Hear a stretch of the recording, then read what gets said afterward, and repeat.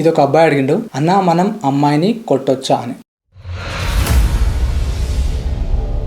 ఎందుకంటే ఆడవాళ్ళ మీద చేయడం అనేది లీగల్గా చాలా కాంప్లికేట్ అవుతుంది. సో దాన్ని బేస్ చేసుకొని చెప్తున్నా. సపోజ్ నీ తప్పు లేదే తనదే తప్పు ఉంచుకొని నీ పైకి నీ కాలర్ పట్టుకొని నిన్నే కొట్టడానికి వచ్చింది అనుకో, నువ్వు తనని దూరం అన్న జరపాలి, నువ్వన్నా దూరం జరగాలి. ఇదేది కాకపోతే తనని కంట్రోల్ చేయడానికే నువ్వు ఒక చెంపదెబ్బ కొట్టే రైట్ మాత్రం ఉంది. అంతే, నా తప్పేం లేదు, అంతా తనదే తప్పు అని నీ దగ్గర ఎవిడెన్స్ ఉంటేనే నువ్వు కొట్టడానికి రైట్ ఉంది. సపోజ్ ఒక అమ్మాయి సీరియస్ ఇంటెన్షన్ తోని మనల్ని అటాక్ చేయడానికి వస్తే, అటాక్ వల్ల మన బాడీనో మన లైఫ్ ఇక సివియర్ గా డ్యామేజ్ అయ్యే ఛాన్స్ ఉంటే మనకు 100% రైట్ ఉంటుంది మనం తిరిగి అటాక్ చేయడానికి. అమ్మాయి అనే కాదు, ఎవరున్నా సరే self defence is 100% legal, but with limitations. ఇప్పుడు తన కత్తితో నేను అటాక్ చేయడానికి వచ్చింది, సో నీ లైఫే పోతుంది. కాబట్టి అలాంటి సిచ్యువేషన్లో నువ్వు సెల్ఫ్ డిఫెన్స్గా తన హ్యాండ్ షోల్డర్ ఏదో బ్రేక్ చేస్తే అది ఓకే, ఎందుకంటే తనల్ని కంట్రోల్ చేయడానికి నువ్వు అలా చేయాల్సి వచ్చింది అని ప్రూవ్ చేసుకునే ఎవిడెన్సో లేకపోతే ఏ ఐ విట్నెసో నీ దగ్గర ఉండాలి. ఎప్పుడైతే లా ఇన్వాల్వ్ అవుతుందో అలాంటి టైంలో మనం కంట్రోల్ చేయాల్సింది సిచ్యువేషన్,